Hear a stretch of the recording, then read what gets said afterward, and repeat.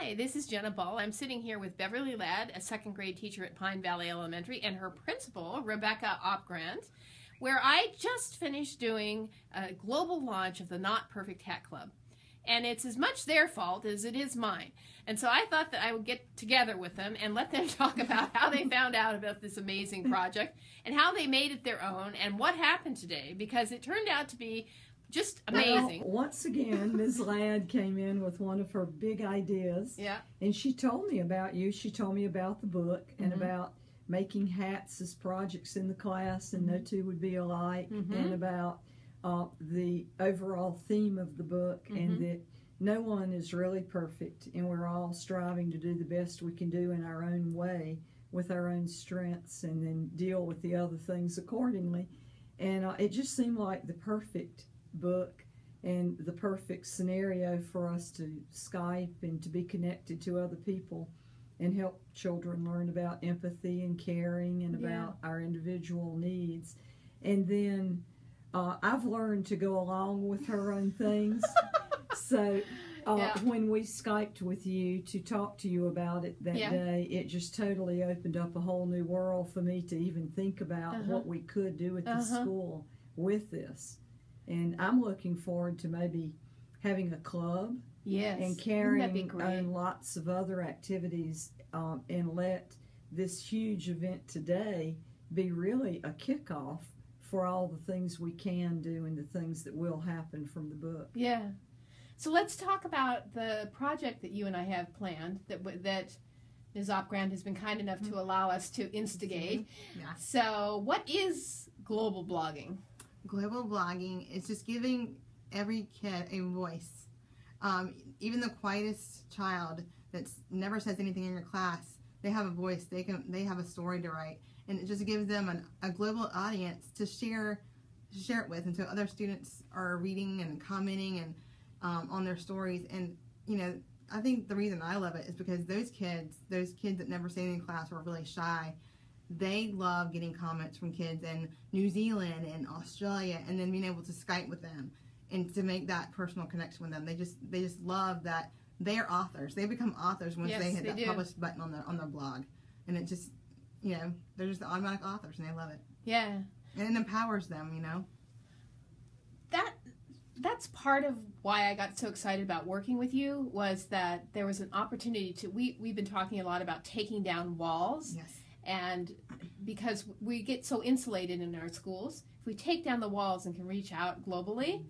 But I wonder how you feel as a principal about the idea of taking down walls. Has there been any resistance? Is there anything that concerns you? Is there anything that makes you take pause and think, well, gosh, I don't know if I want my kids talking to other kids, and I think that when Ms. Ladd did some of her initial Skyping around the world, and the night that we spent here at school doing a 24-hour Skype all over the world, my eyes were open to how in-depth this is. I talked to the superintendent today about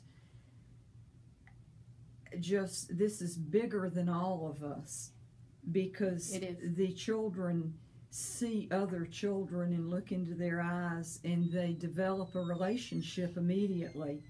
And then there's empathy there for that child in another classroom around the world.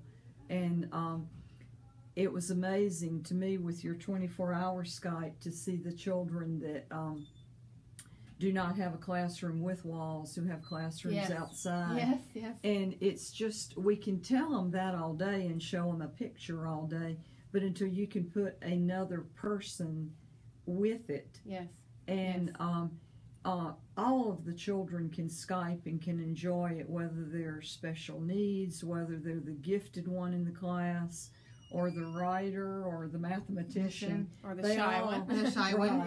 And we all struggle with our own imperfections, every one of us. Yes, we do. And children are very aware, and the things that they said today in that assembly showed us how much they are aware of their own struggles. And to think that they're going to relate in a blog or Skype or however with another child around the world that might have the same very issue that they do. Isn't it mind-boggling? It is. It's a very authentic learning. Authentic, that's a great word. Right. And it's you just connect. Like, I will never forget the little faces we saw, and even the children today.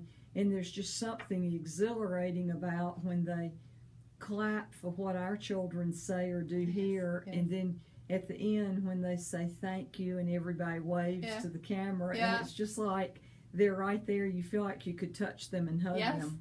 Having a global classroom and just giving that kids the experience of the more of a global community. So my classroom is not limited by my four walls. My classroom is in Australia. My classroom is we were in Greece today. Yes, we were in we were in Argentina today. Yeah. So our walls here at Pine Valley fell down today.